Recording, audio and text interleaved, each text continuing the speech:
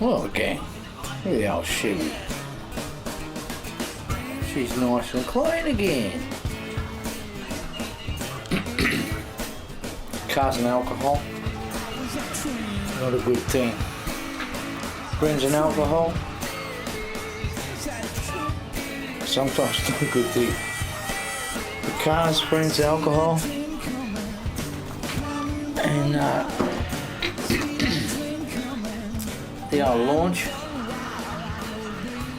Well, come on, go and have a look. Crikey, she's bright up there, something flying around. So here's me buddy. Sorry Paulie, I just got to get the camera out. Doing a little story on this. This is a 2008, as I believe, Santa Fe.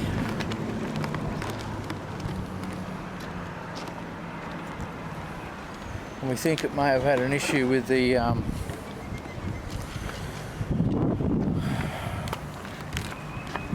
don't know if you can see that up there.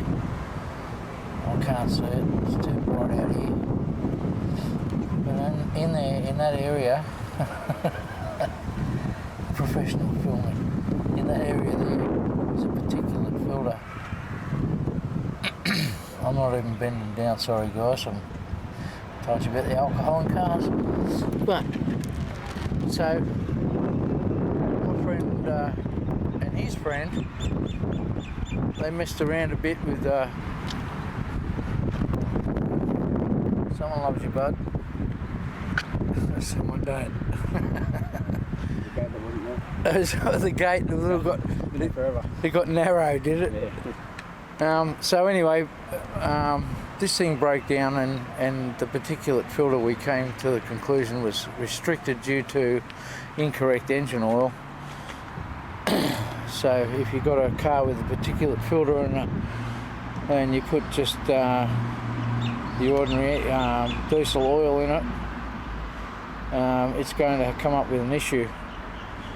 Particularly the particulate filter, you need a low ash oil. This is a very nice car, by the way. Can we have a look under the bonnet, Paulie? Yep. So here you can see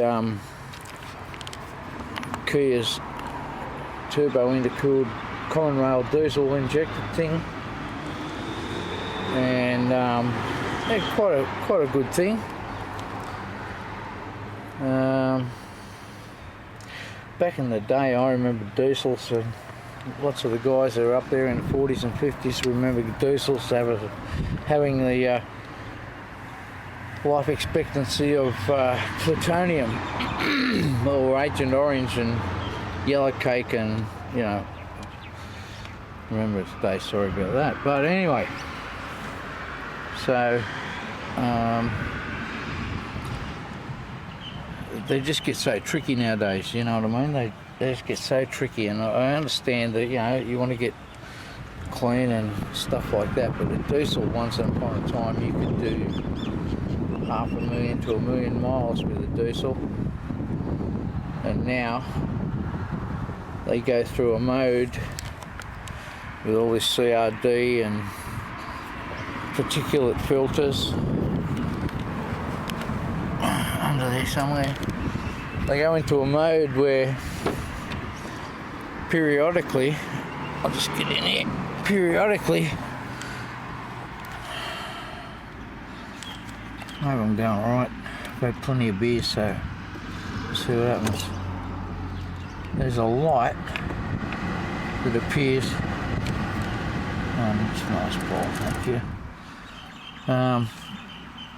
Yeah, it's not many kilometres, but there's a light that appears down here, and it's like a little box with like little dots in it, and that's the thing that tells you that the particulate filter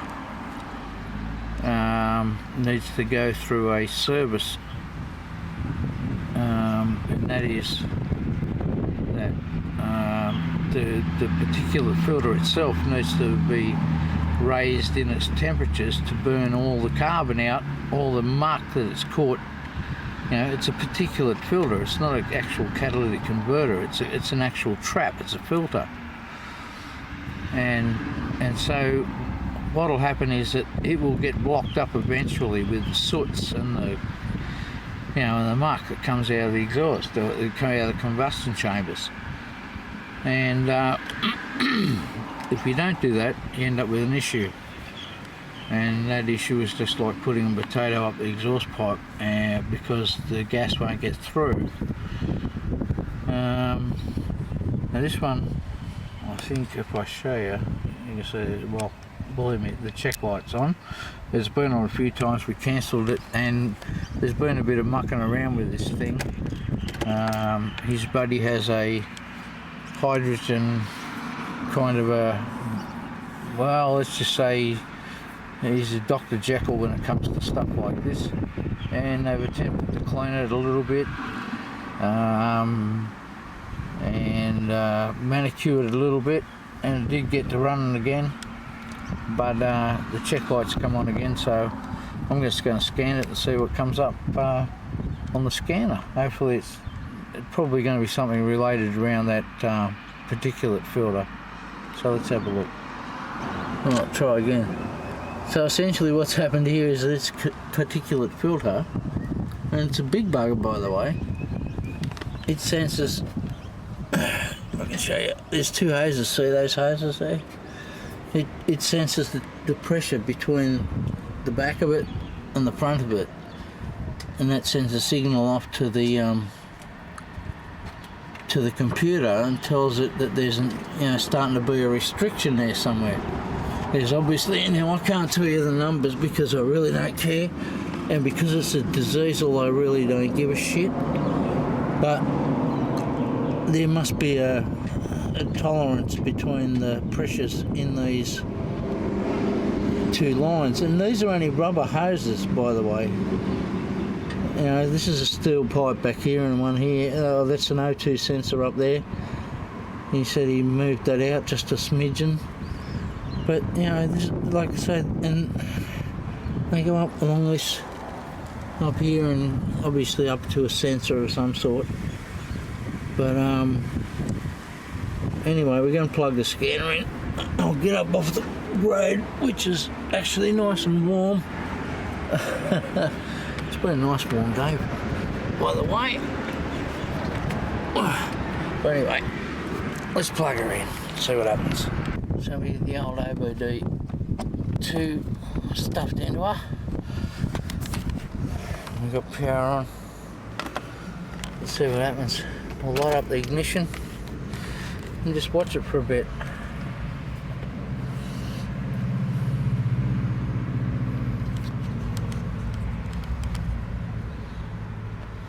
Yeah, whatever. Just get on with it. This is going to be replaced by a G-scan soon. They're like tiny and much more efficient than these things are. Expensive too, aren't they? Eh? Pretty expensive, I believe, those G-scans.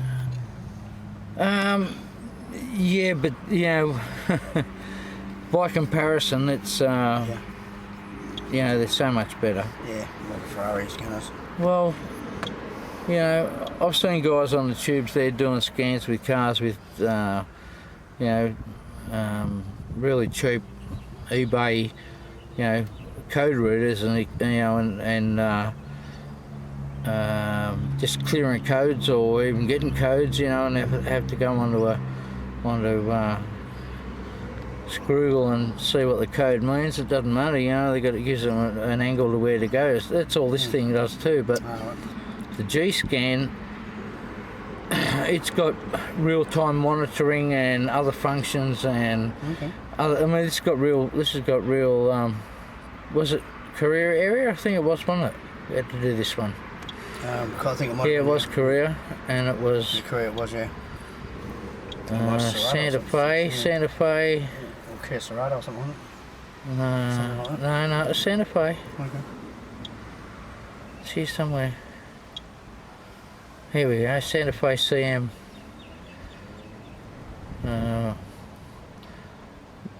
What did we say this was? 2008? 08, yep. 08 diesel. Yeah, 2.2. 2.2.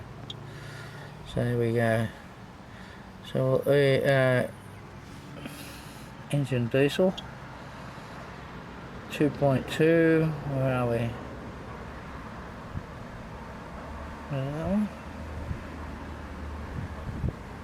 I can't remember. I think it was that one. Oh no, yeah, could be. Red trouble code. Okay, so it's got a 2002 code. EGR temp incorrect. So there's an issue that's going back obviously through to the EGR. Brake light switch, which that's been an issue. An exhaust gas pressure sensor voltage low. So that's probably, and I can give you these codes, numbers, mate, if you want to look them up.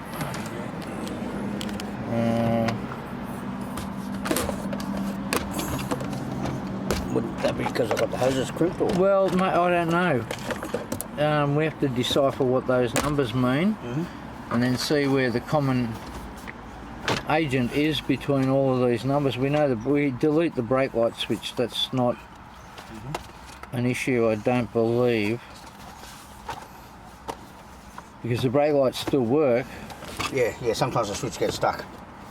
So it really needs another switch in it anyway, Basically, but yeah, okay. I find yourself a blank page there, mate, and I'll just give you these numbers. Okay. It's P. Yep. 2002. Yep. And there's a number of other ones. It's going to be 0, 1s, 2s and other things related in that thing. The other one's EGR, which is a P1405, and that's to do with the EGR temps, which could be due to the extra fueling. Because as I said before, the more fuel, the higher the temperatures. So, and the soot's coming with it as well. Yeah, it's blowing shit. Could be the whole deal. Under load, yeah, it's blowing hoops. That's why the EGR's going off. The brake light switch is P0504. Maybe that'll tell you something that might have to do with the. Yeah, what it was, the brake light switch was getting stuck. Yeah, but there might be something with the brake light switch that it goes in with the rest of the system that makes something happen. I don't know. Okay, fair enough. I don't know these. I'm just saying, you know. Right? Yep. Okay. And a P0472, and that's with the gas pressure sensor deal. So if it says it's got too much, you need to restrict it more, and if it says it's got too little, you need to increase it. Right, okay. Right, so that'll make a difference. I believe so. Okay, yep. I believe so.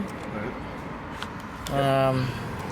Just trying to save $3,000 fucking dollars worth of fucking catalytic converter fucking I can bullshit screen, son of a bitch. I can undo those clamps now. It'll take me about half a minute. I don't think this is going to give us a reading, although we can probably try, mate. We can probably try. I don't know. I can back them off if you want to. I've got the tools. We'll clear the code. I just saw a data stream there, so we're in park, yeah. Okay. Let's have a look at the trouble codes. No fault. Okay, so we're good there. Let's go for data stream. Ignition, voltage, injection, quality. Have a look at that. Rail pressure, that should be alright. That should be alright. Fuel temperature, that was no big deal. Injection quality, hang on. That's not what I wanted. Injection quality, rail pressure, target pressure.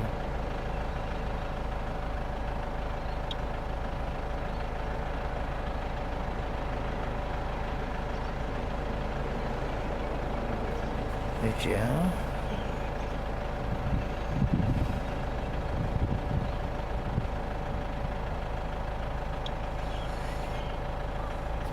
What?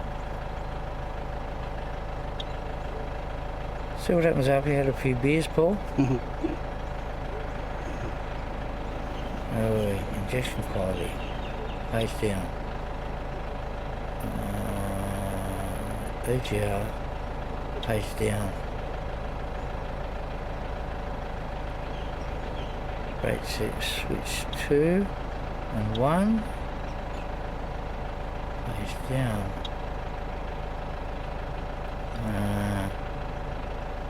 Acceleration pedal brake status. Look at that.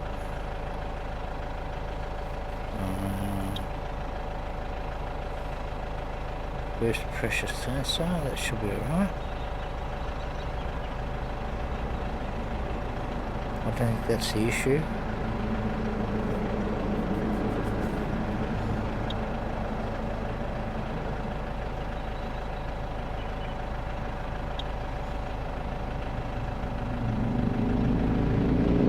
I'll just have a look what's going on there.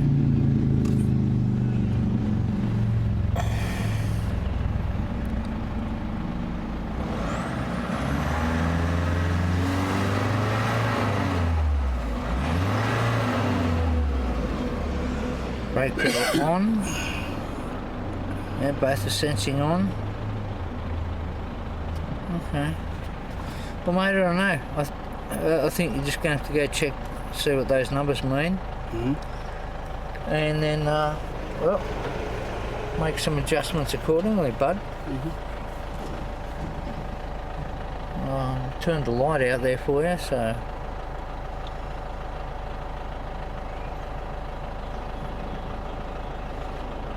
There's not really much I can tell you there. It's not going to tell me EGRs or EGTs until you're driving, you know what I mean? That's, and you know, if you see the spike up, then you know it's getting fat. Then you got to find out why it's getting fat, and I think it's all in that. You know what I mean? In that system here. Anyway, we'll see what happens, mate. It gives us something to work with, and I can smell the fat now.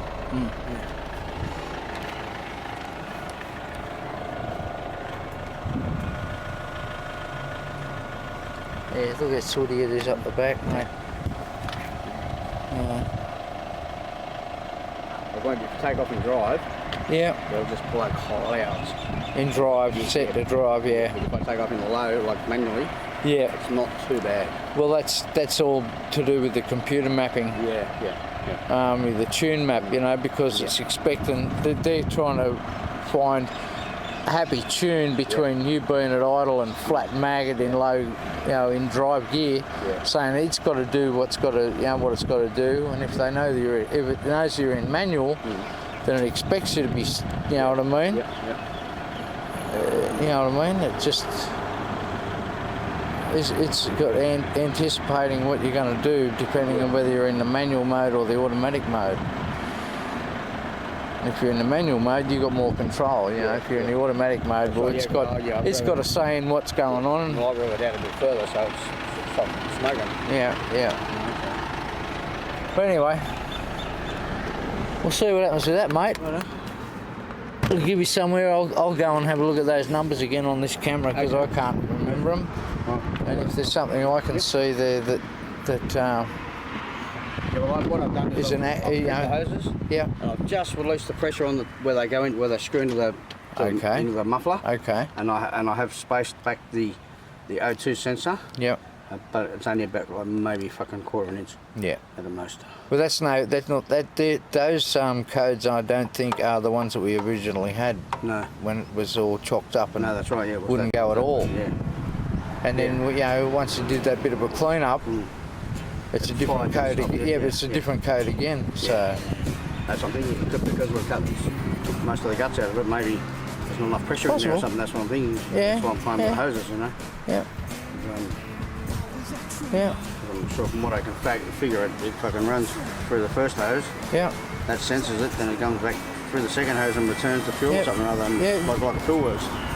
Well, it's like a power valve in a Holly. It measures pressure on either side. That's what I've started. Air pressure, you know. So it's just it's like. Well, I've got them at the stage where I can blow through the hoses, but barely. I've got a really. Well, that might be acceptable. That might be what it needs. And that's what it's. It's got to be some sort of there's got to be some sort of restriction. That's right. Yeah, that's right. That's what I'm thinking. But I don't know whether it's the front one I got to restrict or the back one. So I've been just doing both. It's a percentage that's allowable before it goes and says we're fucked. Yeah. You're going to start walking, mate. Yeah. That's why I just keep doing it around home. All right, bud. So there we go. No worries, pal. Thank you, Squire. So we said when you see soot in high def, I don't know, he says he's probably driving around in the manual anyway now, so. Yeah, I saw it. See it, bud. Yeah. Shed soot, buddies. So there you go. Make sure you put the right oil in your engine.